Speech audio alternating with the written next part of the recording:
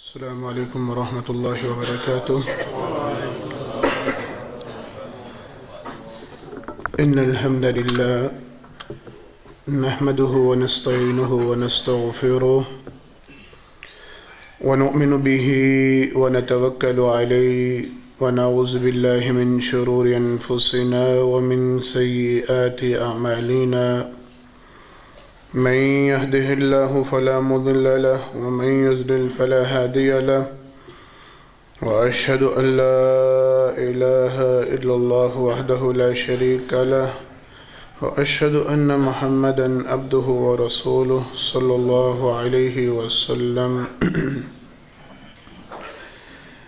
أما بعد فإن خير الحديث كتاب الله وخير الهدي هدي محمد صلى الله عليه وسلم وشر الأمور محدثاتها وكل محدثة بدعة وكل بدعة ضلالة وكل ضلالة في النار. اللهم صل على محمد وعلى آل محمد كما صليت على إبراهيم وعلى آل إبراهيم إنك حميد مجيد. اللهم بارك على محمد وعلى آل محمد كما باركت على إبراهيم وعلى آل إبراهيم إنك حميد مجيد. رب اشرح لي صدري ويسر لي أمري واحلل عقدة من لساني يفقهوا قولي. رب زدني علما. أعوذ بالله السميع العليم من الشيطان الرجيم من همزه ونفخه ونفسه. بسم الله الرحمن الرحيم. إن الذين قالوا ربنا الله ثم استقاموا تتنزل عليهم الملائكة ألا تخافوا ولا تحزنوا وأبشروا بالجنة. ہر قسم کی تعریفات حمد و ثنا اللہ رب العالمین کے واسطے خاص ہیں. انگن لا تعداد بے شمار درود و سلام ہوں امام الانبیاء حبیب کبریاء جناب محمد مصطفیٰ صلی اللہ علیہ وسلم کی ذات گرامی پر. حضرات محترم، کچھ عرصہ گزرا ہم نے اس موضوع پر گفتگو کی تھی. صحابہ کرام رضوان اللہ علیہ مجمعین، ان کی شان، ان کی عظمت کا تذکرہ کرتے ہوئے اس بات کا ذکر ہوا تھا، ان لمحات کا تذکرہ کیا گیا تھا، ان واقعات کا ذکر کیا گیا تھا کہ جن مواقع پر اللہ رب العالمین نے صحابہ کرام رضوان اللہ علیہ مجمعین ان کے لیے فرشتوں کو نازل فرمایا. یہ بڑی شان، عظمت، مقام والی بات ہے. فرشتوں کے حوالے سے ہم اس بات سے واقف ہیں، یہ اللہ کی پیدا کردہ مخلوق ہیں، یہ نورانی مخلوق ہے، اور اس مخلوق کی ایک خاص بات یہ ہے یخافون ربهم من فوقهم ویفعلون ما یؤمرون. یہ صرف وہ کام کرتے ہیں جس کام کے کرنے کا انہیں اللہ حکم دیتے ہیں. یہ اپنی مرضی کے تابع نہیں ہوتے، ان کے پاس خود کوئی اختیار نہیں ہوتا، صرف وہی کام کرتے ہیں جس کام کے کرنے کا انہیں اللہ کی طرف سے حکم دیا جاتا ہے. آج اللہ کی توفیق سے اس حوالے سے گفتگو کرنا ہے. قرآن کریم میں اور احادیث مبارکہ میں اللہ نے اور سرور کائنات صلی اللہ علیہ وسلم نے کچھ ایسے خوش نصیبوں کا تذکرہ فرمایا ہے، یا دوسرے الفاظ میں کچھ ایسے اعمال کا ذکر فرمایا ہے کہ جن کے کرنے والوں کے لیے بھی اللہ کی طرف سے فرشتوں کا نزول ہوتا ہے. بات معمولی نہیں ہے، ہمارے دماغوں میں دلوں میں اگر یہ بات بیٹھ جائے تو بڑی عظمت شان مقام والی بات ہے۔ تھوڑا سا اپنے دماغوں کے اوپر اگر اس بات کو خاکہ کشی کی صورت میں لے کے آئیں، اگر کسی شخص کے ساتھ کوئی 2-4 گارڈ پھر رہے ہوں، ہم لوگ اس سے بڑا مرعوب ہوتے ہیں کہ بڑی اس کی سیکیورٹی ہے، بڑا اس کا پروٹوکول ہے۔ اس شخص کی عزت اور عظمت کا کیا مقام ہوگا کہ جس کے ساتھ اللہ کے فرشتے پھرتے ہوں، جس کی حفاظت کے لیے اللہ کے فرشتے اترتے ہوں، یا جس کی دعاؤں کے لیے اللہ کے فرشتے اترتے ہوں، اس کی شان اور مقام کیا ہوگا۔ سب ساتھی انتہائی توجہ کے ساتھ میری گزارش ہے اسی نظریہ کو اپنے دل و دماغ میں بٹھا کے بات کو سنیں اور یاد رکھے کہ انشاءاللہ ہم نے بھی لازماً ان افراد میں شامل ہونا ہے۔ جو باتیں بیان کی جائیں، سنی سنائی جائیں، ان کے اوپر انشاءاللہ عمل کرنا ہے، اپنے بچوں کو، اپنے گھر والوں کو ان کے اوپر عمل پیرا کروانا ہے۔ پہلا تذکرہ ان خوش نصیبوں کا کہ جن کے لیے آسمان سے اللہ کے فرشتوں کا نزول ہوتا ہے۔ سرور کائنات صلی اللہ علیہ وسلم کی حدیث مبارکہ ہے، بخاری اور مسلم دونوں کتابوں میں یہ حدیث مبارکہ ملتی ہے۔ معاملہ بظاہر بڑا آسان سا ہے، مختصر سا ہے، لیکن ہم لوگوں کے لیے بڑا مشکل بن چکا ہے۔ آپ صلی اللہ علیہ وسلم نے ارشاد فرمایا، من بات طاہرا،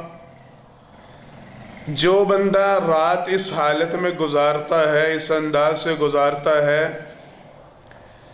کہ رات جب سونے کے لیے وہ اپنے بستر پہ آتا ہے، سرور کائنات صلی اللہ علیہ وسلم نے فرمایا وہ سونے سے پہلے، بستر پہ آنے سے پہلے صرف آدھا منٹ یا 1 منٹ لگتا ہے وضو کرنے میں۔ فرمایا نبی کریم صلی اللہ علیہ وسلم نے وہ وضو کر کے بستر پہ آئے، آگے کچھ بھی عبادت نہ کرے، سو جائے، دعائیں اللہ اسے توفیق دے دے جتنی میسر ہوں پڑھ لے۔ یہاں پہ حدیث مبارکہ میں تذکرہ صرف وضو کی عظمت کا ہی ہے۔ آیا، وضو کیا اور سونے کے لیے بستر پہ لیٹ گیا۔ سرور کائنات صلی اللہ علیہ وسلم نے فرمایا یہ بندہ تو بستر پہ لیٹ جاتا ہے اور نیند کے مزوں میں چلا جاتا ہے، نیند میں محو ہو جاتا ہے۔ اللہ کی طرف سے فوراً ایک فرشتے کو حکم ہوتا ہے، فرمایا آسمان سے ایک فرشتہ اترتا ہے، پوری رات اس بندے کے سرحانے پہ بسر کرتا ہے۔ فرمایا نبی کریم صلی اللہ علیہ وسلم نے دوسری حدیث مبارکہ میں تذکرہ ہے، یہ بندہ نیند کے عالم میں جب بھی کروٹ بدلتا ہے، یہ مگن ہے، مدہوش ہے اپنی نیند میں، اسے موت قرار دیا گیا ہے، اسے کچھ خبر نہیں میں نے رات کتنی مرتبہ کروٹ بدلی۔ فرمایا نبی کریم صلی اللہ علیہ وسلم نے یہ اپنے آرام میں ہے، سکون میں ہے، یہ نیند میں کروٹیں تبدیل کرتا ہے، وہ فرشتہ اس کے سرحانے پہ مستقل ڈیوٹی دے رہا ہے، کھڑا ہے، ہر کروٹ پہ اس کے لیے دعا کرتا ہے، اللہ اس کے اوپر اپنی رحمتوں کا نزول فرما، اللہ اس کی مغفرت فرما، اس کے گناہوں کو معاف فرما۔ یہ پاکیزگی کی حالت میں سویا ہے، باوضو ہو کے سویا ہے۔ آپ صلی اللہ علیہ وسلم نے فرمایا یہاں تک کہ جب وہ فرشتہ بیدار، یعنی انسان بیدار ہوتا ہے، فرشتہ اس وقت بھی اس کے پاس ہوتا ہے، پھر اس کے لیے اللہ سے دعا کرتا ہے، اللہ یہ باوضو حالت میں سویا تھا، اب اس کی آنکھ کھلی ہے، اللہ میری پھر دعا ہے اس کے اوپر اپنی رحمتوں کا نزول فرما، اس کے گناہوں کو معاف فرما۔ صحابی ہیں جناب عمر بن ابسہ رضی اللہ تعالی عنہ، بیان فرماتے ہیں صحابہ کی ایک میٹنگ بیٹھی تھی، ایک مجلس بیٹھی تھی، کہتے ہیں ہم وضو کا ہی تذکرہ کر رہے تھے، ہم نے وضو کے حوالے سے سرور کائنات صلی اللہ علیہ وسلم کی جو احادیث مبارکہ سن رکھی تھیں، ایک دوسرے کو سنا رہے تھے، تعلیم دے رہے تھے، اتنے میں جناب عمر بن ابسہ آئے، آگے کہنے لگے کیا گفتگو چل رہی ہے؟ بتلایا گیا جی وضو کے حوالے سے بات چیت ہو رہی ہے۔ اللہ اکبر، اللہ ہمیں بھی ایسی مجلسیں لگانے کی توفیق عطا فرمائے۔ ہماری مجلسیں جو ہیں میں بیان نہیں کرنا چاہتا، ان میں جس قسم کے لچر گفتگو ہم کرتے ہیں، سیاست ساری دنیا کی ہم کر دیتے ہیں، دنیا کے سارے کاروبار ہم ڈسکس کر دیتے ہیں اور خالی بالکل خالی ہاتھ جھاڑتے اٹھ کھڑے ہوتے ہیں۔ حالانکہ کل قیامت کے دن ہمیں ان مجلسوں کی قدر و قیمت کا اندازہ ہوگا۔ سرور کائنات صلی اللہ علیہ وسلم کی حدیث مبارکہ یہیں پہ ساتھ سن چلیں، آگے اس حوالے سے ویسے بات آنی ہے۔ آپ صلی اللہ علیہ وسلم نے فرمایا کل قیامت کے دن بندہ اپنی ہر اس مجلس پہ افسوس کرے گا، دکھ اور ندامت کا اظہار کرے گا، یا اس کی ہر وہ بیٹھک ہر وہ مجلس اس کے لیے شرمندگی کا باعث ہوگی جس میں اس نے اللہ اور اس کے رسول صلی اللہ علیہ وسلم کا تذکرہ نہیں کیا ہوگا۔ یہ غور و فکر کیجئے گا ہماری کتنی مجلسوں میں اللہ اور اس کے رسول صلی اللہ علیہ وسلم کا تذکرہ ہوتا ہے۔ خیر، کہتے ہیں عمر بن ابسہ آئے آگے کہنے لگے کیا گفتگو ہو رہی ہے؟ بتلایا کہ جناب وضو کے حوالے سے بات چیت چل رہی ہے۔ کہنے لگے جو تم نے سنا رکھا تم نے سنا دیا، بیان کر دیا، مجھ سے بھی حدیث سن لو۔ میں نے سرور کائنات صلی اللہ علیہ وسلم کی زبان رسالت سے یہ بات سنی ہے، جو بندہ باوضو حالت میں رات کو بستر پہ آتا ہے، سو جاتا ہے، جب آنکھ کھلتی ہے اس کے ساتھ فرشتہ ہوتا ہے، اس کے لیے دعائیں کرتا رہتا ہے۔ اگر اس کی آنکھ کھل جائے، یہ اٹھے اللہ کا ذکر کرے جتنا میسر ہو یا جو بھی ہو، اسے اللہ توفیق دے دے یہ اٹھ کے دوبارہ وضو کرے اور 2 رکعت نماز ادا کر لے۔ آپ صلی اللہ علیہ وسلم نے فرمایا پھر اللہ کی طرف سے اعلان ہوتا بندے مانگ، جو مانگتا ہے میں رب تجھے عطا کرتا ہوں۔ تو جو بھی سوال کرے گا اللہ کی طرف سے تجھے یہ خوشخبری ہے، اعلان ہے، بشارت ہے، ندا ہے، تو آج اس وقت جو بھی مانگے گا اللہ کی طرف سے تجھے عطا کر دیا جائے گا۔ ہمارے موضوع کے حوالے سے بات یہ ہے، اگر ہم یہ چاہتے ہیں ہمارے لیے بھی اللہ کے فرشتے نازل ہوں، فرشتے ہمارے ساتھ بھی ہوں، تو یہ کوشش کیا کریں رات سونے کے لیے جب بھی بستر پہ آئیں باوضو ہو کے آئیں۔ زیادہ سے زیادہ 1 منٹ لگے گا وضو کرنے میں، اور میں اس بات کی کافی مرتبہ وضاحت کر چکا ہوں، اس غلط فہمی میں نہ رہیے گا کہ وضو کریں گے تو نیند اڑ جائے گی۔ نہیں، اللہ کی قسم کبھی آزما کے دیکھیے گا، جتنی پرسکون نیند یا اللہ کی بات اور اللہ کے رسول صلی اللہ علیہ وسلم کی بات ماننے کے بعد آتی ہے، وہ سرور ویسے نہیں حاصل ہو سکتا۔ آگے چلنا ہے ہم نے۔ پہلا معاملہ باوضو حالت میں بستر کی طرف آنا ہے۔ دوسری حدیث مبارکہ جناب ابو ہریرہ رضی اللہ تعالیٰ عنہ بیان فرماتے ہیں، چند خطبات پہلے بھی اس حدیث مبارکہ کا تذکرہ ہوا، لیکن آج ذرا ہٹ کے اس کا تذکرہ ہے۔ فرماتے ہیں نبی کریم صلی اللہ علیہ وسلم نے ارشاد فرمایا اللہ رب العالمین اس بندے پہ بڑا خوش ہوتے ہیں جو بندہ اکیلا ہوتا ہے، بالکل تنہا ہوتا ہے، اسے دیکھنے والا کوئی نہیں ہوتا، کسی بیابان میں ہے، کسی جنگل میں ہے، کسی صحرا میں ہے، کسی ایسی بستی میں ہے جہاں اس کے ساتھ کوئی دوسرا نماز ادا کرنے والا نہیں۔ سرور کائنات صلی اللہ علیہ وسلم نے ارشاد فرمایا وہ اکیلا تنہا نماز کی اقامت کہتا ہے اور نماز ادا کرنے کے لیے کھڑا ہوتا ہے۔ 2 باتیں ہیں توجہ کے ساتھ۔ فرمایا آپ صلی اللہ علیہ وسلم نے اگر تو وہ اکیلا ہے، اس نے اکیلی نے اقامت کی اور نماز کے لیے کھڑا ہو گیا، آپ صلی اللہ علیہ وسلم نے فرمایا اس بندے کے ساتھ، ہر بندے کے ساتھ اللہ کی طرف سے 2 فرشتے ہیں، ہم یہ بات جانتے ہیں۔ فرمایا نبی کریم صلی اللہ علیہ وسلم نے اس بندے کے ساتھ اس کے جو 2 فرشتے ہیں وہ اس کے پیچھے صف بنا کے کھڑے ہو جاتے ہیں، وہ اس کے ساتھ نماز کو ادا کرتے ہیں۔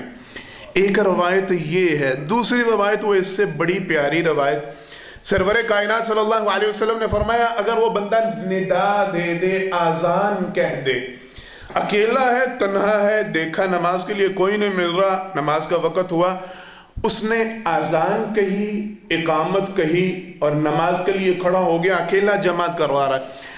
صحیح حدیث مبارکہ سرور کائنات صلی اللہ علیہ وسلم نے ارشاد فرمایا اللہ کی طرف سے ایک ایسا لشکر نازل ہوتا ہے، ایک ایسا گروہ نازل ہوتا ہے جسے تم نہیں دیکھ سکتے۔ وہ کون ہے؟ اللہ کے فرشتے۔ فرمایا سرور کائنات صلی اللہ علیہ وسلم نے یہ بندہ بظاہر اکیلا نماز ادا کر رہا ہوتا ہے، لیکن اللہ کی طرف سے باقاعدہ طور پہ فرشتوں کا لشکر نازل ہوتا ہے، وہ اس کی امامت میں نماز ادا کرتے ہیں۔ حضرات محترم ذرا غور و فکر کیجئے، اس بندے کی نماز کیا شاندار ہوگی جس کو فرشتوں کی امامت نصیب ہو جائے۔ یہ اپنی قسمت کی باتیں ہیں، ہم لوگ ذرا غور و فکر اس حوالے سے تھوڑا سا آگے چل کے پھر کر لیتے ہیں۔ ہماری نمازیں اس طرح کی ہوتی ہیں یا ہمیں نماز کے ساتھ اتنا شغف ہے، اتنا لگاؤ ہے؟ اللہ ہم سب کو نمازی بنائے۔ یہی جن کا پہلے تذکرہ ہوا جناب عمر بن ابسہ رضی اللہ تعالیٰ عنہ کی حدیث مبارکہ اپنا قبول اسلام کا واقعہ بیان فرماتے ہیں، بڑا ہی پیارا واقعہ۔ کہتے ہیں جس وقت میں آپ صلی اللہ علیہ وسلم کا بھی ظہور نہیں ہوا تھا، آپ صلی اللہ علیہ وسلم نے نبوت کا یعنی اعلان نہیں کیا تھا، کہتے ہیں میں مشرکوں کے حوالے سے میں یہ سمجھتا تھا، میرے دل و دماغ میں یہ بات بیٹھی تھی کہ ان کے جتنے عقائد ہیں، ان کے جتنے کرتوت ہیں، یہ سارے غلط ہیں، یہ بتوں کی جو پوجا کرتے ہیں، جو بھی ان کے نظریات ہیں، یہ غلط ہیں۔ میں ان کو درست نہیں جانتا تھا، لیکن مجھے راہ کوئی سمجھ نہیں آتی تھی کہ کرنا کیا ہے۔ تب تک آپ صلی اللہ علیہ وسلم کو نبوت نہیں ملی تھی۔ کہتے ہیں اسی اثناء میں مجھے خبر ملی کہ مکہ کی بستی میں ایک ایسا شخص آیا جس نے نبوت کا اعلان کیا ہے، اور وہ ایک اللہ کی عبادت کی طرف بلاتا ہے، ان بتوں کو توڑنے کا حکم دیتا ہے۔ کہتے ہیں مجھے محسوس ہوا کہ میری دلی مراد یہاں سے پوری ہو سکتی ہے۔ خیر، مختصر بات، کہتے ہیں میں گیا سرور کائنات صلی اللہ علیہ وسلم کے پاس۔ اس وقت تک آپ صلی اللہ علیہ وسلم کے ساتھیوں پہ بڑا ظلم و ستم ہو رہا تھا۔ آپ صلی اللہ علیہ وسلم خفیہ پوشیدہ رہ کے لوگوں کو دعوت دے رہے تھے۔ کہتے ہیں میں نے جا کے عرض کی اللہ کے پیغمبر صلی اللہ علیہ وسلم مجھے آپ کے حوالے سے یہ بات پتہ چلی ہے، آپ کس کی طرف دعوت دیتے ہیں کیا؟ کہتے ہیں سرور کائنات صلی اللہ علیہ وسلم نے مجھے دین کی بنیادی باتیں بتائیں۔ میں نے کہا جی میں قبول اسلام چاہتا ہوں۔ آپ صلی اللہ علیہ وسلم نے فرمایا بات تمہاری درست ہے، لیکن ابھی رک جاؤ، ابھی اظہار نہ کرنا۔ کیوں؟ تم دیکھ رہے ہو مسلمانوں کی جو حالت ہے، مجھے یہ خطرہ ہے، مجھے یہ ڈر ہے کہیں تمہارے ساتھ بھی کوئی برا سلوک نہ کیا جائے۔ ہاں تم چلے جاؤ، جب تمہیں یہ اطلاع ملے کہ میں محمد صلی اللہ علیہ وسلم کو غلبہ دے دیا گیا تو پھر آنا۔ کہتے ہیں میں چلا گیا، مدینہ میں رہتا تھا۔ کہتے ہیں کچھ عرصہ گزرا، سرور کائنات صلی اللہ علیہ وسلم جب مکہ سے ہجرت کر کے مدینہ کی طرف آئے، مجھے خبر ملی آپ صلی اللہ علیہ وسلم کے حوالے سے قبیلے والوں نے یہ بات بتلائی کہ جی اب آپ صلی اللہ علیہ وسلم اتنے اسٹرانگ ہو چکے ہیں، اتنے مضبوط ہو چکے ہیں کہ اب لوگ ان سے کتراتے ہیں، بچنے کی کوشش کرتے ہیں، کافر ڈرتے ہیں کہ اب مسلمانوں کا پلڑا بھاری ہے۔ کہتے ہیں میں پھر حاضر ہوا، اللہ کے پیغمبر صلی اللہ علیہ وسلم کے پاس پہنچا۔ اللہ کے نبی صلی اللہ علیہ وسلم مجھے پہچانا ہے؟ سرور کائنات صلی اللہ علیہ وسلم نے فرمایا ہاں تم وہی شخص ہو جو مکہ میں آئے تھے۔ عرض کیا جی اللہ کے پیغمبر صلی اللہ علیہ وسلم اسلام قبول کرنا چاہتا ہوں، مجھے تعلیم دیں، تربیت دیں۔ ہمارے موضوع کے حوالے سے ذرا بات۔ کہتے ہیں سرور کائنات صلی اللہ علیہ وسلم نے مجھے دین اسلام کی تعلیمات کے حوالے سے بتلایا، نماز کا ذکر آیا۔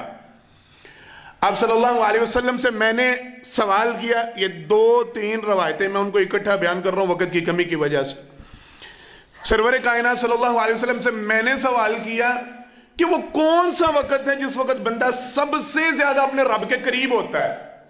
توجہ، وہ کون سا ایسا لمحہ ہے جس وقت بندہ اللہ کے سب سے زیادہ قریب ہو سکتا ہے؟ ایک روایت۔ دوسری روایت کا تذکرہ کہتے ہیں میں نے نماز کے حوالے سے سوال کیا کہ سب سے پیاری نماز ہے، سب سے بہترین نماز کون سی ہے، مجھے وہ بتلائیں۔ کہتے ہیں سرور کائنات صلی اللہ علیہ وسلم نے فرمایا رات کے پچھلے پہر کی نماز۔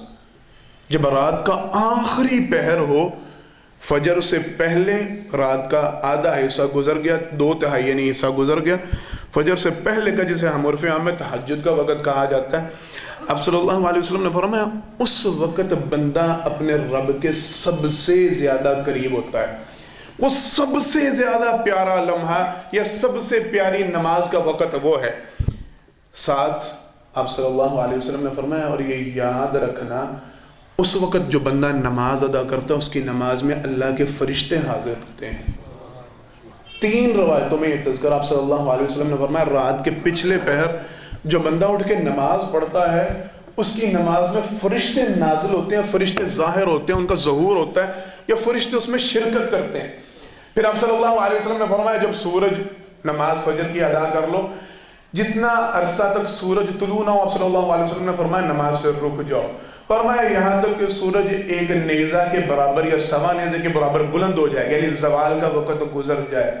فرمایا نبی کریم صلی اللہ علیہ وسلم نے پھر نماز ادا کرو، اس وقت کی نماز میں بھی فرشتے حاضر ہوتے ہیں، اشراق کی نماز۔ آپ صلی اللہ علیہ وسلم نے فرمایا پھر رک جاؤ، جو تمہیں میسر ہے تم نے پڑھنا تھا پڑھ لیا۔ فرمایا یہاں تک کہ جب زوال کا ظہر کا وقت بھی گزر جائے، آپ صلی اللہ علیہ وسلم نے فرمایا پھر نماز کے لیے کھڑے ہو، یہ بھی وہ نماز ہے جس وقت اللہ کے فرشتے حاضر ہوتے ہیں۔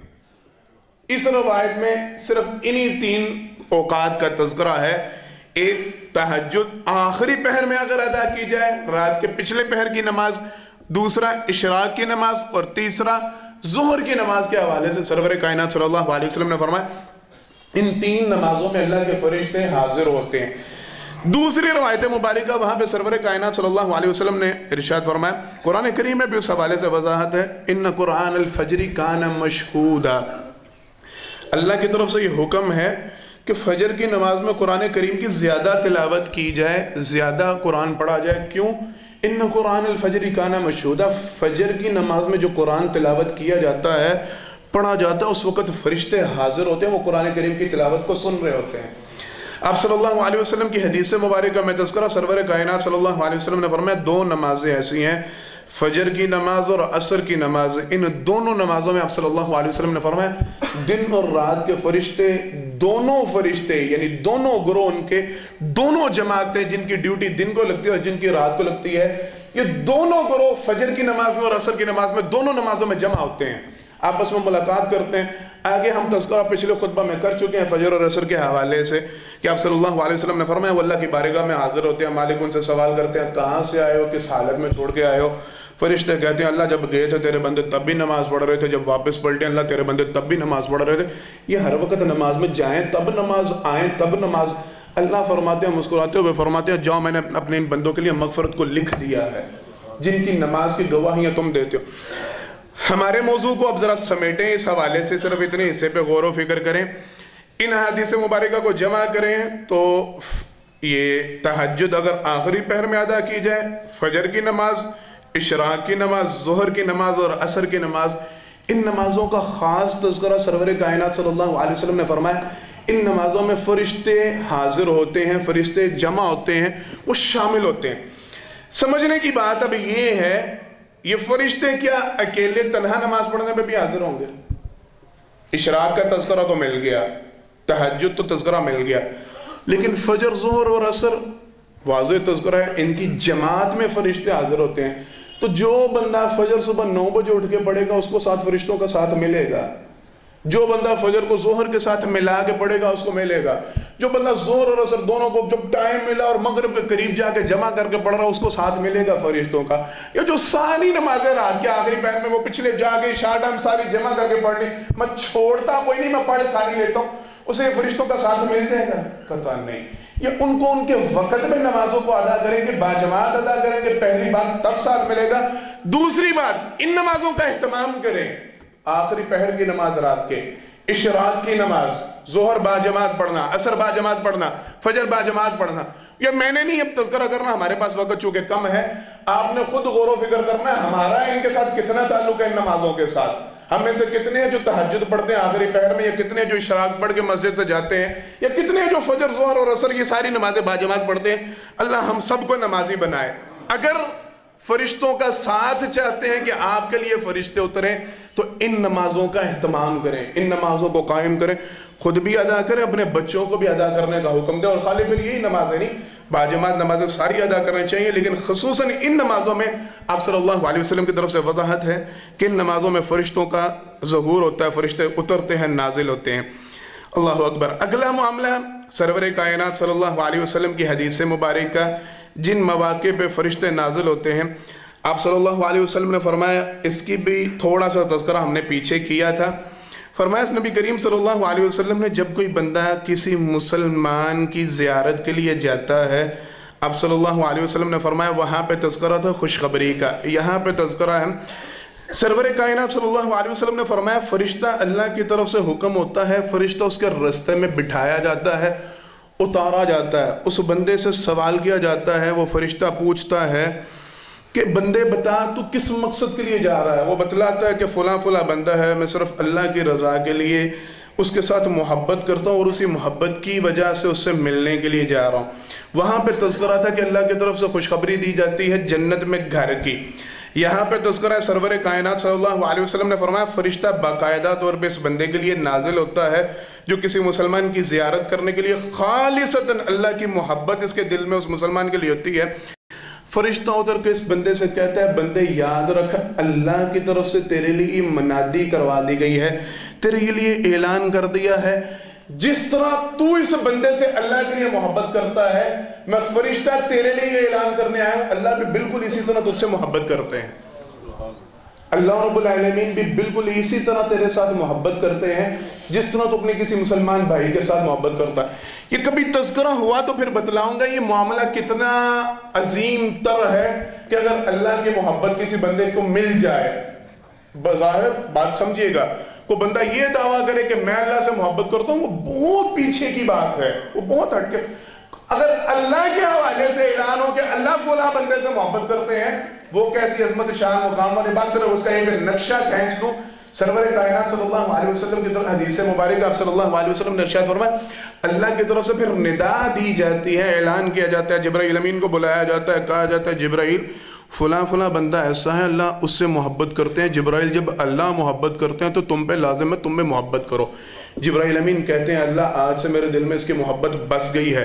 جبرائیل امین سارے فرشتوں کو بلاتے ہیں، کہتے ہیں جب اللہ ایک بندے سے محبت کر رہے ہیں، فرشتوں کے سردار جبرائیل ان سے محبت کر رہے ہیں، تو تم کیوں نہیں محبت کرتے؟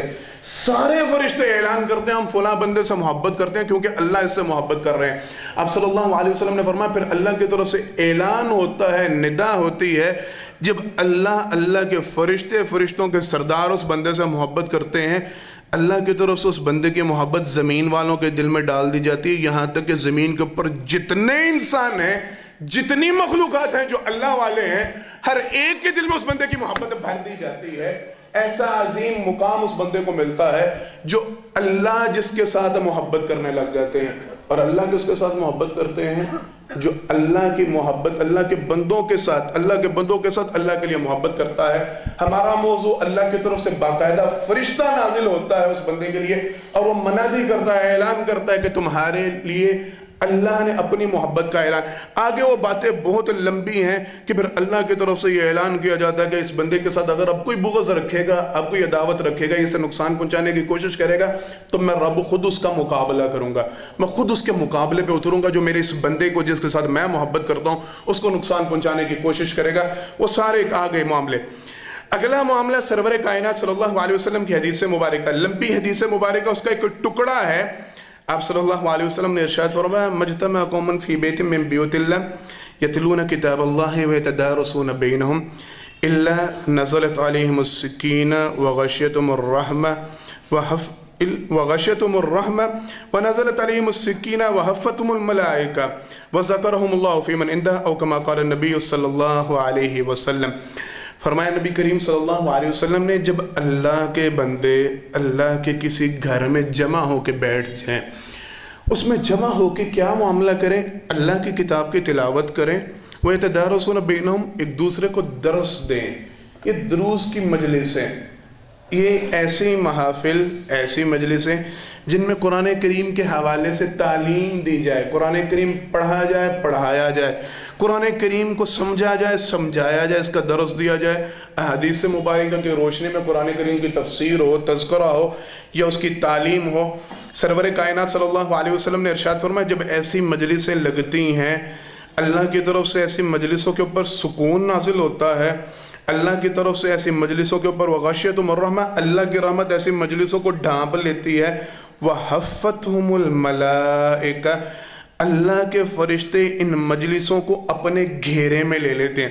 مفسرین محدثین وضاحت فرماتے ہیں یہ گھیرے میں لینا حفاظت میں لینے کے مترادف ہے۔ فرشتے ان کو اپنے گھیرے میں لے لیتے ہیں، کوئی ان کو نقصان نہ پہنچا پائے۔ آپ صلی اللہ علیہ وسلم نے فرمایا فرشتے ان کا گھیرا اس قدر وسیع تر ہوتا چلا جاتا ہے کہ ان کے پروں کا سایہ یا ان کے پروں کی تعداد بڑھتے بڑھتے آسمان سے جا ٹکراتی ہے، اس قدر فرشتے ان کو گھیرے میں لیتے ہیں۔ وَذَكَرَهُمُ اللَّهُ فِي مَنْ عِنْدَهُ، سرور کائنات صلی اللہ علیہ وسلم نے فرمایا پھر اللہ رب العالمین اپنے پاس موجود فرشتوں کے سامنے ان کا تذکرہ کرتے ہیں، فرشتوں کو بتلاتے ہیں کہ دنیا کے اندر وہ فلاں فلاں مقام پہ فلاں فلاں بندہ بیٹھا ہے جس وقت اللہ کے ذکر میں مشغول ہے، میری کتاب کی تلاوت کر رہا ہے، میری کتاب کا درس دے رہا ہے، قرآن کریم کو پڑھ رہا ہے یا پڑھا رہا ہے، قرآن کریم کو سیکھ رہا ہے یا سکھلا رہا ہے۔ آپ صلی اللہ علیہ وسلم کی دوسری حدیث مبارکہ وہ بھی ساتھ سن چلیں۔ سرور کائنات صلی اللہ علیہ وسلم نے فرمایا دنیا کے اندر ہر وقت فرشتے موجود رہتے ہیں، اللہ کے فرشتے وہ ڈھونڈتے ہیں ایسی مجلسوں کو، وہ ڈھونڈتے ہیں ایسی جگہوں کو جہاں پہ اللہ رب العالمین کا ذکر کیا جا رہا ہے، دین کا ذکر کیا جا رہا ہے، قرآن و حدیث کی تعلیم تلاوت کی جا رحی ہے۔ آپ صلی اللہ علیہ وسلم نے فرمایا وہ پھرتے ہیں، چکر لگاتے ہیں، جہاں پہ ایسی مجلس ملتی ہے فرشتے ایک دوسرے کو ندا دیتے ہیں۔ صحیح حدیث اس کے الفاظ، اپنی طرف سے ورڈنگ نہیں کر رہا، وقت کی کمی کی وجہ سے صرف بات کو سمیٹنے کی کوشش کر رہا ہوں، اور میں فرشتے ندا دیتے ہیں، دوسرے فرشتوں کو بلاتے ہیں، آؤ جس کو ڈھونڈ رہے تھے مل گیا، وہ مقام، وہ جگہ جو مجلس ہم ڈھونڈنا چاہ رہے تھے۔ فرمایا نبی کریم صلی اللہ علیہ وسلم نے وہ گھیرا ڈال دیتے ہیں اس مجلس کے ارد گرد، سارے فرشتے جمع ہو جاتے ہیں۔ آپ صلی اللہ علیہ وسلم نے فرمایا پھر وہ ان کے فرشتوں کے پروں کی تعداد، وہی حدیث آپ صلی اللہ علیہ وسلم نے فرمایا وہ اللہ کے آسمان کو یا عرش کو ٹکراتی ہے۔ سرور کائنات صلی اللہ علیہ وسلم نے فرمایا یہ فرشتے جب اس مجلس سے فارغ ہوتے ہیں اللہ کے پاس پہنچتے ہیں، اللہ ان سے سوال کرتے ہیں کہاں سے آئے؟ فرشتے کہتے ہیں اللہ دنیا کے اندر ایک مجلس لگی تھی، وہاں پہ قرآن کریم کی تلاوت ہو رہی تھی، آپ کا ذکر ہو رہا تھا، سرور کائنات صلی اللہ علیہ وسلم کی حدیث مبارکہ کا تذکرہ ہو رہا تھا، اللہ وہ بندے کچھ پناہ مانگ رہے تھے اور کچھ مانگ رہے تھے۔ توجہ، آپ صلی اللہ علیہ وسلم نے فرمایا اللہ پوچھتے ہیں میرے بندے میرا ذکر کر رہے تھے انہوں نے مجھے دیکھا ہے؟ اللہ سب جانتے ہیں، مفسرین محدثین کہتے ہیں اس میں کئی مقاصد ہیں۔ پہلا مقصد اللہ فرشتوں کے اوپر خوشی کے ساتھ فخر جتلانا چاہتے ہیں، اپنی خوشی کا اظہار چاہتے ہیں۔ دوسرا مقصد اللہ فرشتوں کو اس بات پہ گواہ بنانا چاہتے ہیں، جس بات کیا فرشتوں نے جب انسان کو پیدا کیا گیا تو اعلان کیا تھا کہ یہ اس کو کیوں اتارا جا رہا ہے، یہ کیوں بنایا جا رہا ہے، یہ تو زمین کے اندر فساد برپا کرے گا، ہم تسبیح تمہید کے لیے ہیں تو صحیح، ہم اللہ تیری تسبیح بیان کرتے ہیں، ان کو کیا ضرورت ہے؟ اللہ اس بات کا جواب دینے کے لیے فرشتوں تو کیا کر رہے تھے؟ اللہ ذکر کر، کیوں کر رہے تھے مجھے دیکھا ہے؟ کہتے ہیں نہیں، اللہ فرماتے ہیں صحیح حدیث اگر انہوں نے مجھے دیکھا ہوتا ان کے ذکر کی کیا کیفیت ہوتی؟ فرشتے کہتے ہیں اللہ اگر انہوں نے آپ کو دیکھا نہیں تو اب اتنا ذکر کر رہے ہیں، آپ کی کتاب پر، آپ کی حدیث قرآن پر، نبی کریم صلی اللہ علیہ وسلم اتنا عمل کر رہے ہیں، اگر وہ دیکھ لیتے تو ان کا عمل بہت زیادہ ہوتا۔ اللہ فرماتے ہیں اچھا تم کہہ رہے تھے وہ کچھ مانگ رہے تھے، کیا مانگ رہے تھے؟ فرشتے کہتے ہیں اللہ وہ آپ سے آپ کی جنت کا سوال کر رہے تھے۔ صحیح حدیث، سرور کائنات صلی اللہ علیہ وسلم نے فرمایا اللہ پھر سوال کرتے ہیں انہوں نے جنت کو دیکھا ہے؟ فرشتے کہتے ہیں نہیں اللہ انہوں نے جنت کو تو نہیں دیکھا۔ اللہ سوال کرتے ہیں اگر وہ جنت کو دیکھ لیں تو؟ فرشتے کہتے ہیں اللہ اگر وہ جنت کو دیکھ لیں وہ اس سے کئی گنا زیادہ شدت کے ساتھ جنت کی طلب کریں، جنت کو مانگیں۔ اللہ فرماتے ہیں اچھا تم کہہ رہے تھے، بتلا رہے تھے وہ کسی چیز سے پناہ بھی مانگ رہے تھے؟ ہاں اللہ وہ جہنم سے پناہ مانگ رہے تھے۔ انہوں نے جہنم کو دیکھا؟ جہنم نہیں، اللہ انہوں نے صرف سن رکھا۔ اگر وہ دیکھ لیں اللہ کئی گنا زیادہ شدت کے ساتھ وہ جہنم سے پناہ چاہیں۔ اللہ پھر فرماتے ہیں توجہ کے ساتھ، خواہشیں، چاہتیں، دعوے وہ سب اپنی جگہ پر، توجہ، اللہ فرماتے ہیں میرے فرشتوں تم گواہ بنو، میں تمہیں گواہ بناتا ہوں۔ ان کی مجلس اٹینڈ کر کے آئے ہو، ان کو دیکھ کے آئے ہو، ان کی حالت میں ان کے ساتھ رہ کے آئے ہو، ان کے سوال و جواب سن کے آئے ہو، وہ کیا مانگ رہے ہیں، کیا چاہ رہے ہیں، کس چیز سے بنا، تم نے سب اپنے کانوں سے سنا، دیکھا، تم گواہ بنو، میں اللہ نے انہیں اس چیز سے پناہ دے دی جسے وہ پناہ مانگتے تھے۔ تم نے خود دیکھا وہ جنت کا سوال کر رہے تھے، میں اللہ نے انہیں وہ جنت عطا کر دی جس کا وہ سوال کر رہے تھے، اس پہ تم گواہ بنو۔ جنت کس کس کو چاہیے؟ ساروں کو چاہیے نا انشاءاللہ، جہنم سے پناہ سب کو چاہیے۔ قاری صاحب محترم 5 منٹ کا اعلان کر دینا کہ نماز کے بعد انشاءاللہ درس قرآن و حدیث ہوگا، کتنی تعداد اٹھ کے بھاگے گی؟ نکل جائیں گے سارے؟ خطبہ ہوتا ہے، کہہ کہ تھک چکا ہوں، میری ڈیوٹی ہے، میں نے کہتے رہنا، میں نے نہیں باز آنا انشاءاللہ۔ امید ہے آپ کو انشاءاللہ کسی نہ کسی دن تو بات اثر کرے گی۔ آتے ہیں، یہ قرآن و حدیث کی مجلس ہے نا، یہ اللہ کا ذکر، کوئی اپنی بات معاذ اللہ ثم معاذ اللہ ہمارے پاس تو ہوتی نہیں، بزرگوں کی باتیں یا ادھر ادھر کی باتیں، قرآن و حدیث کے تذکرے ہوتے ہیں، ہم پہنچتے ہیں نا، کس ٹائم پہ آتے ہیں، کتنے شوق سے آتے ہیں، کتنی چاہت سے آتے ہیں۔ کوئی ایسا ٹائم جو ہم نے اپنی اولاد کے لیے مخصوص کر رکھا، کہہ کہ تھک چکا ہوں کہ جب وہ قرآن اور حدیث کو سیکھنے، سمجھنے، سمجھانے کے لیے وہ مجلس میں جا کے بیٹھیں، وہ کسی ایسی مجلس کا حصہ، یا میں خود کیا ہوں کتنی میں نے مجلسیں اٹینڈ کر رکھی ہیں، کتنا میں نے اپنا شیڈول بنا رکھا ہے کہ ہفتہ کے 7 دنوں میں نے اتنا ٹائم قرآن کو سمجھنے کے لیے، سیکھنے کے لیے وقف کرنا ہے، میں نے اس ٹائم حدیث کا درس حاصل کرنا ہے، میں نے قرآن کریم، میری داڑھی سفید ہو چکی ہے، داڑھی کٹوا دی تو منہ میرے بیڑا غرق ہو چکا ہے، لیکن میں نے آج تک قرآن کو نہیں سمجھا، مجھے پتہ ہی نہیں کہ قرآن، میں نے کتنا ٹائم وقف کر رکھا ہے کہ میں نے اس کو سیکھنے کے لیے، سمجھنے کے لیے۔ پیغمبر صلی اللہ علیہ وسلم کی شان، عظمت، وہ محبت، وہ سارے دعوے، لیکن مجھے آپ صلی اللہ علیہ وسلم کی تعلیمات کے حوالے سے، حدیث مبارکہ کے حوالے سے آج تک کچھ پتہ ہی نہیں چلا۔ بال میرے سفید ہو چکے ہیں، میں نے کتنا ٹائم نکال رکھا ہے کہ میں نے ایسی مجلس اٹینڈ کرنی ہے، ایسی جگہ پہ جانا ہے جہاں پہ اللہ کے گھر میں لوگ جمع ہو کے قرآن اور حدیث کی بات کرتے ہیں۔ جنت مجھ ہمیں ساروں کو ہی چاہیے، جہنم سے ہم نکال رہے ہیں نا وقت، ہم دے رہے ہیں وقت، ہم نے اپنا شیڈول بنا رکھا ہے، دعویٰ کریں اس کا کوئی فائدہ نہیں، بظاہر خواہش رکھیں اس کا کوئی فائدہ نہیں۔ اگر یہ چاہتے ہیں کہ فرشتے آپ کے اوپر بھی نازل ہوں، وہ آپ کے اوپر بھی گواہ بنے، وہ آپ کے لیے جنت کے گواہ بنے، آپ کو جہنم سے بچانے کے گواہ بنے، تو پھر ایسی مجلسوں میں شامل ہونا ضروری ہے، پھر ایسی مجلسوں میں شرکت ضروری ہے، پھر قرآن اور حدیث کی جہاں پہ بات ہوتی ہے وہاں پہ جانا ضروری ہے۔ وقت ختم ہونے لگا ہے، آخری 2 معاملے ان کا تذکرہ اور پھر بات ختم انشاءاللہ۔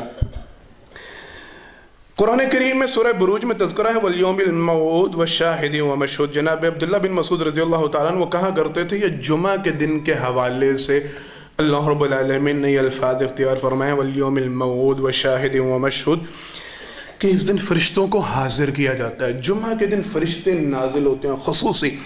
سرور کائنات صلی اللہ علیہ وسلم نے اس کی وضاحت فرمائی۔ آپ صلی اللہ علیہ وسلم نے فرمایا، میرے صحابہ یاد رکھو، ہر جمعہ کے دن اللہ کی طرف سے فرشتوں کا خاص ایک لشکر نازل ہوتا ہے، ایک خاص گروہ نازل ہوتا ہے۔ اب صلی اللہ علیہ وسلم نے فرمایا، جمعہ کے دن جو افراد محمد صلی اللہ علیہ وسلم پر درود پڑھتے ہیں، محمد صلی اللہ علیہ وسلم پر درود پڑھتے ہیں، درود وہ جو سرور کائنات صلی اللہ علیہ وسلم نے خود پڑھا، خود سکھلایا، اصل درود وہی ہے، باقی سارے درود ان کی کوئی حیثیت، کوئی وقت نہیں رہتی جب نبی کریم صلی اللہ علیہ وسلم کی بات مل جائے۔ اگر تو کوئی واقعی سچا عاشق ہے، سچی محبت کرنے والا ہے، تو اس کے لیے سرور کائنات صلی اللہ علیہ وسلم کی بات سب سے اعلیٰ ہونی چاہیے، سب سے اوپر ہونی چاہیے۔ تو جب جس کو معلوم ہے کہ ایک درود آپ صلی اللہ علیہ وسلم نے سکھلایا، پھر وہ اعلیٰ حضرت، پھر وہ فلاں فلاں فلاں فلاں، ان کی بات کی کیا حیثیت رہ جائے گی اگر وہ سب سے زیادہ محبت نبی کریم صلی اللہ علیہ وسلم سے کرنے والا ہوگا۔ اب صلی اللہ علیہ وسلم نے فرمایا، میں محمد صلی اللہ علیہ وسلم پر جمعہ کے دن درود بہت زیادہ پڑھا کرو، درود سلام بھیجا کرو۔ کیوں؟ جمعہ کے دن ایک خاص لشکر نازل ہوتا ہے فرشتوں کا، فرشتے اترتے ہیں۔ آپ صلی اللہ علیہ وسلم نے فرمایا، میں محمد صلی اللہ علیہ وسلم پر جتنا درود پڑھا جاتا ہے، فرشتوں کا لشکر اس کو جمع کرتا ہے جہاں جہاں درود پڑھا جائے گا۔ آپ صلی اللہ علیہ وسلم نے فرمایا، اور وہ درود مجھ تک پہنچایا جاتا ہے اور پہنچایا جاتا رہے گا قیامت تک۔ صحابہ کرام رضوان اللہ علیہم اجمعین، ان میں سے ایک شخص نے سوال کیا، اللہ کے پیغمبر صلی اللہ علیہ وسلم جب آپ وفات پا جائیں گے تو پھر کیسے معاملہ ہوگا؟ پھر آپ صلی اللہ علیہ وسلم تک سرور کائنات صلی اللہ علیہ وسلم نے فرمایا، اللہ نے زمین پر، قبر پر انبیاء کے اجسام کو حرام قرار دیا ہے، قبر کی مٹی انبیاء کے جسم کو نہیں کھا سکتی، اور پھر اللہ نے انبیاء کو قبر کے اندر زندگی دی ہے جس کا شعور صرف اللہ رکھتے ہیں، انسانوں کے درمیان اس کو بیان نہیں کیا گیا۔ جس طرح شہیدوں کے حوالے سے اللہ رب العالمین نے تذکرہ کیا کہ وہ اپنی قبروں میں زندہ ہیں، وہ تم انہیں مردہ نہیں کہہ سکتے، ہاں ولیکن لا تشعرون، واضح وہاں پہ الفاظ ہے، تم اس کا شعور نہیں رکھتے، تم اس کو زندگی سے تشبیہ نہیں دے سکتے، تم اسے عام زندگی کی طرح نہیں سمجھ سکتے کہ دنیا کی زندگی کی طرح جیسا ہم زندہ ہے اس طرح وہ زندہ، جو آج کل ایک نظریہ چل رہا ہے، نہیں، ولیکن لا تشعرون، واضح الفاظ، تم شعور نہیں رکھتے، تم نہیں جانتے وہ کیسی زندگی ہے، وہ کیا زندگی، اللہ کی طرف سے قطع کردہ زندگی۔ جب تمہیں علم دیا ہی نہیں گیا، پھر تمہارا بحث کرنا نہیں بنتا، پھر تمہارا اسے ثابت کرنا، زور لگانا نہیں، وہ زندہ ہے جس حال میں اللہ نے انہیں رکھا۔ جیسے آپ صلی اللہ علیہ وسلم نے فرمایا، میں محمد صلی اللہ علیہ وسلم تک باقاعدہ طور پہ وہ درود پہنچایا جاتا ہے، فرشتوں کا لشکر وہ جمع کرتا ہے اور میں محمد صلی اللہ علیہ وسلم تک وہ درود پہنچاتا ہے۔ یہیں پہ بھی بات تھوڑی واضح ہو جاتی ہے، جو کہتے ہیں حاضر ناظر اور ہر جگہ موجود اور ہر، اللہ رحم کرے، اللہ معاف کرے، جس طرح جو وہ گستاخ، میں تو انہیں گستاخانہ جملے کہوں گا، وہ جہاں جہاں پہ نبی کریم صلی اللہ علیہ وسلم کی حاضری لگواتے ہیں، ان کے لیے یہ بات بڑی سمجھنے والی ہے۔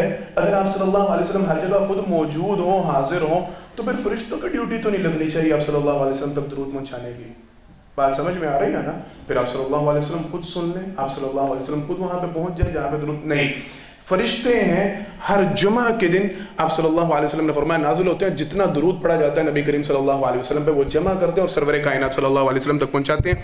یہ کوشش کریں اگر آپ بھی یہ چاہتے ہیں فرشتے آپ کے پاس بھی آئیں, جو درود آپ نے پڑھا وہ سرور کائنات صلی اللہ علیہ وسلم تک پہنچائے, تو جمعہ کے دن اس درود کا خاص اہتمام کیا کریں. درود وہ پڑھنا ہے جو سرور کائنات صلی اللہ علیہ وسلم نے سکھلایا.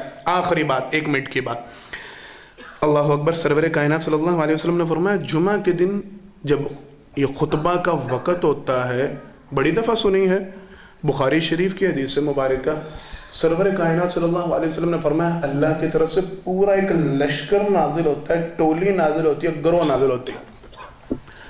نازل ہونے کے بعد وہ مسجد کے دروازے پہ کھڑے ہو جاتے ہیں. بخاری کی حدیث مبارکہ, صحیح حدیث مبارکہ, سرور کائنات صلی اللہ علیہ وسلم نے فرمایا وہ ہر آنے والے کا نام نوٹ کرتے ہیں, فرشتے حاضری لگاتے ہیں. فرمایا نبی کریم صلی اللہ علیہ وسلم نے حدیث مبارکہ 2 روایتیں, ایک حدیث میں تذکرہ جو سب سے زیادہ سبقت لے جاتا ہے اس کا نام نوٹ کرتے ہیں اور لکھ دیتے ہیں اس کے لیے اونٹ کی قربانی کا اجر, جو اس کے بعد آتا ہے لکھ دیتے ہیں اس کے لیے گائے کی قربانی کا اجر, جو بعد میں آتا ہے اس کے لیے لکھ دیتے ہیں دمبے کی قربانی کا اجر, جو بعد میں آتا ہے اس کے لیے مرغی کا, بعد میں آتا ہے اس کے لیے انڈے کا. آپ صلی اللہ علیہ وسلم نے فرمایا یہاں تک کہ خطیب مسجد میں داخل ہوتا ہے وہ آتا ہے آ کے ممبر پہ بیٹھ جاتا ہے. آپ صلی اللہ علیہ وسلم نے فرمایا فرشتوں کا وہ گروہ, وہ ٹولی, وہ اپنا رجسٹر بند کر دیتے ہیں, وہ مسجد میں آ کے بیٹھ جاتے ہیں.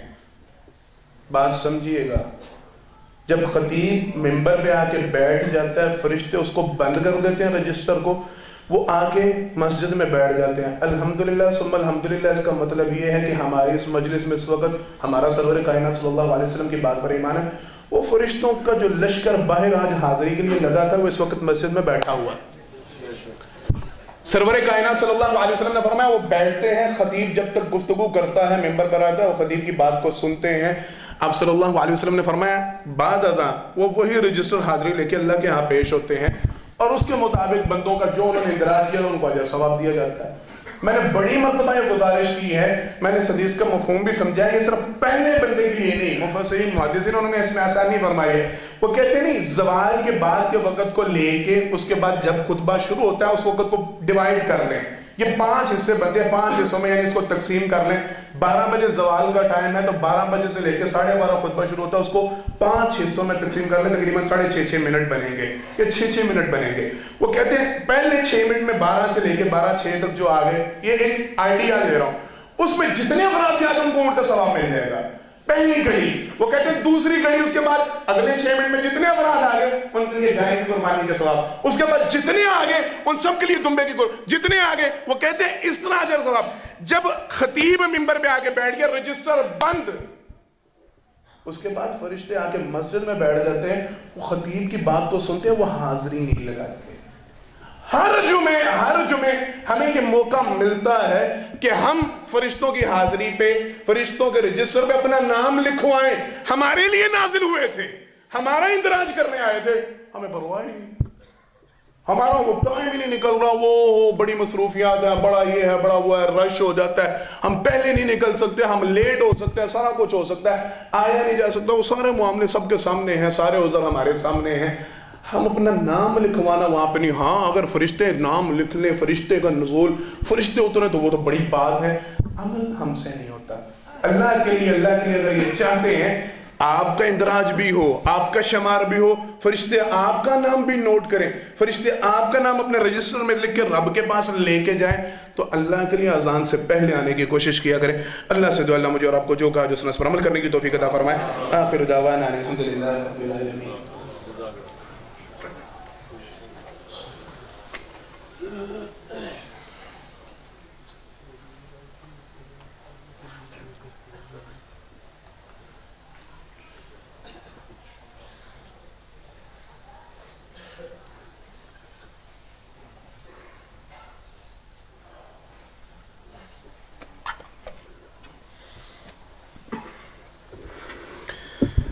إن الحمد لله نحمده ونستعينه ونستغفره ونؤمن به ونتوكل عليه ونعوذ بالله من شرور أنفسنا ومن سيئات أعمالنا من يهده الله فلا مضل له ومن يضلل فلا هادي له وأشهد أن لا إله إلا الله وحده لا شريك له وأشهد أن محمدا عبده ورسوله صلى الله عليه وسلم.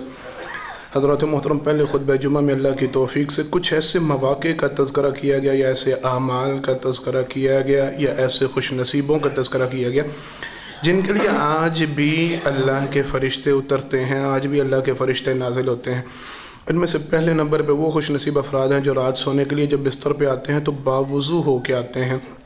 یہ کوشش کریں باوضو ہو کے بستروں پہ آیا کریں۔ جو ہمارے معمولات ہیں، جو ہماری روٹینیں بنا رکھی ہم نے کہ ٹی وی دیکھتے سونا، رات کانوں میں وہ گانے بجتے ہوئے سو جانا، اللہ کے لیے اسے گریز کیا کریں، فرشتوں کا ساتھ پایا کریں۔ دوسرے نمبر پہ آپ صلی اللہ علیہ وسلم کی حدیث مبارکہ میں تذکرہ ہے، وہ بندہ جو اکیلا ہو، تنہائی میں ہو، سفر میں ہے، کہیں بھی ایسی جگہ پہ جہاں کوئی دوسرا شخص موجود نہیں، وہ خود ہی وہاں پہ اذان کہتا ہے، خود ہی اقامت پڑھتا ہے، نماز ادا کرتا ہے۔ آپ صلی اللہ علیہ وسلم نے فرمایا باقاعدہ اللہ کی طرف سے فرشتوں کا ایک لشکر نازل ہوتا ہے جو اس کی امامت میں نماز ادا کرتے ہیں۔ پھر آپ صلی اللہ علیہ وسلم نے اسی نماز کے حوالے سے بتلایا تہجد اگر رات کے آخری پہر میں ادا کی جائے، فجر کی نماز، اشراق کی نماز، ظہر کی نماز اور عصر کی نماز، ان نمازوں میں اللہ کی طرف سے فرشتے نازل ہوتے ہیں۔ فرشتے ان جماعتوں میں، ان نمازوں میں باقاعدہ طور پہ شریک ہوتے ہیں۔ سارے ہی نمازوں کا اہتمام لازمی کیا کریں، لیکن خصوصاً ان نمازوں کا خصوصی اہتمام کریں، ان کو ضائع نہ ہونے دیں، باجماعت ادا کریں۔ اور یہ تہجد اور اشراق اس کو اپنانے کی کوشش کریں، چلیں کبھی کبھار ہی لیکن عادات ہو کیا کریں، اس کو اپنی زندگی کا حصہ بنائیں۔ اس کے بعد سرور کائنات صلی اللہ علیہ وسلم نے فرمایا جو بندہ کسی مسلمان بھائی کی زیارت کے لیے جاتا ہے، اللہ کی طرف سے فرشتہ نازل ہوتا ہے، اس کے لیے اللہ کی محبت کا اعلان کرتا ہے۔ پھر سرور کائنات صلی اللہ علیہ وسلم نے فرمایا ہر جمعہ کے دن اللہ کی طرف سے فرشتہ نازل ہوتے ہیں۔ جو شخص جتنا صلی اللہ علیہ وسلم پر درود و سلام بھیجے گا، فرشتے اس کے درود کو جمع کر کے سرور کائنات صلی اللہ علیہ وسلم تک پہنچائیں گے۔ انداز کیا ہوگا وہ آپ صلی اللہ علیہ وسلم نے نہیں بتلایا، جتنی بات بتلائی ہے، سمجھائی ہے، اس پہ عمل کرنا ہم سب کا فرض ہے۔ آخری بات سرور کائنات صلی اللہ علیہ وسلم نے فرمایا ہے کہ جمعہ کے دن فرشتے مسجد کے دروازے پہ موجود ہوتے ہیں۔ جو افراد اذان سے پہلے مسجد میں داخل ہو جاتے ہیں، فرشتے باقاعدہ طور پہ ان کا نام نوٹ کرتے ہیں، اپنے پاس رجسٹر میں ان کا ذکر کرتے ہیں اور پھر اللہ کے پاس ان کا ذکر پہنچاتے ہیں۔ ایک بات رہ گئی، آپ صلی اللہ علیہ وسلم نے تذکرہ فرمایا ہے کہ جو افراد قرآن کریم کی تعلیم کو سیکھتے، سکھلاتے، سمجھتے، سمجھاتے ہیں، دروس میں شامل ہوتے ہیں، اللہ کے فرشتے ان کے اوپر بھی نازل ہوتے ہیں، ان کو اپنے پروں کے نیچے ڈھانپتے ہیں اور پھر اللہ کے سامنے جا کے ان کا تذکرہ کرتے ہیں۔ اللہ انہی فرشتوں کو ان کے اوپر گواہ بناتے ہیں کہ ان کے لیے اللہ کی طرف سے جنت کا اعلان ہے اور جہنم کی طرف سے آزادی دی جاتی ہے۔ یہ کوشش کریں، باتیں سن تو لی ہیں، سارے ساتھی ارادہ کریں انشاءاللہ ان باتوں کو اپنائیں گے، انشاءاللہ ان باتوں کو اپنی زندگی کا حصہ بنائیں گے، ہم بھی فرشتوں کا ساتھ پائیں گے، ہمارے ساتھ بھی فرشتے ہوں گے۔ اللہ سے دعا ہے اللہ مجھے اور آپ کو جو کہا جو اس پر عمل کرنے کی توفیق عطا فرمائے۔ بیماروں کے لیے دعا کی درخواست کی گئی، ایک ساتھی نے اپنے والد محترم کے لیے اور ایک ساتھی نے والدہ کے لیے، جتنے بھی بیمار ہیں سارے بیماروں کے لیے دعا کریں، اللہ سارے بیماروں کو مکمل شفا کاملہ عطا فرمائے۔ میری والدہ کی طبیعت تھوڑی خراب ہے، ان کے لیے، پھپھو جان کی طبیعت خراب ہے، ان کے لیے، سب بیماروں کے لیے دعا کریں، اللہ سارے بیماروں کو صحت کاملہ واجلہ عطا فرمائے۔ ایک اعلان تھا، ہمارے اس شہر کے مایہ ناز خطیب ہیں قاری انصر جوید گھمن صاحب، انہوں نے ہماری اسی مسجد کے گزشتہ خطیب حکیم صادق صاحب سیال کوٹی رحمہ اللہ تعالیٰ علیہ، اللہ ان کی قبر پر اپنی کروڑوں رحمت نازل فرمائے، ان کے اوپر وہ کوئی کتاب تحریر کر رہے ہیں۔ انہوں نے اس حوالے سے گزارش کی ہے کہ کسی شخص کے پاس اس حوالے سے کوئی واقعہ، کوئی تذکرہ، کوئی مواد ہو تو وہ چودھری صاحب تک پہنچا دیں، انشاءاللہ اس کو کتاب کا حصہ بنایا جائے گا۔ اگر کسی ساتھی کے پاس کوئی چیز ہے تو وہ لازمی پہنچائے۔ مسلمانوں کے لیے خصوصی دعا کریں، اس وقت جو حالات چل رہے ہیں واللہ عالم باتیں سمجھ میں نہیں آ رہی، دونوں طرف سے مسلمانوں کو پیسا جا رہا ہے، لڑائی کافروں کی اپنی ہے، مفادات ان کے اپنے ہیں، مسلمانوں کو باقاعدہ طور پہ استعمال کیا جا رہا ہے، بچوں کو، بوڑھوں کو، عورتوں کو ان کی تذلیل کی جا رہی ہے، ان کو شہید کیا جا رہا ہے، انتہائی ظلم اور بربریت کا معاملہ کیا جا رہا ہے۔ اور افسوس اور دکھ کی بات یہ ہے کہ جو باقی ماندہ مسلمان ہیں وہ ارد گرد بیٹھے ہیں، وہ تماشا دیکھ رہے ہیں، لیکن وہ زبان تک کو ہلانا مناسب نہیں سمجھ رہے۔ اللہ سے التجا کریں، اللہ قرآن کریم میں آیت مبارک ہم نے پڑھی تھی لیکن وقت نہیں ملا کہ ان الذین قالوا ربنا اللہ ثم استقاموا تتنزل علیہم الملائکہ، جو اللہ کے ایمان کا اعلان کر دیتے ہیں، اللہ پہ ایمان لانے کا، پھر وہ اس کے اوپر استقامت اختیار کرتے ہیں، اللہ کے فرشتے ان کے اوپر نازل ہوتے ہیں۔ ہم اللہ سے التجا کرتے ہیں، اللہ آپ کے نام لیوا، آپ کا کلمہ پڑھنے والے، آپ کے رسول صلی اللہ علیہ وسلم کے نام لینے والے، ماننے والے، ان کو جس طریقے سے بھی استعمال کیا جا رہا آپ سب دیکھ رہے ہیں، آپ سب جان رہے ہیں، ہم آپ سے التجا کرتے ہیں اللہ ان کی حفاظت فرمائیے۔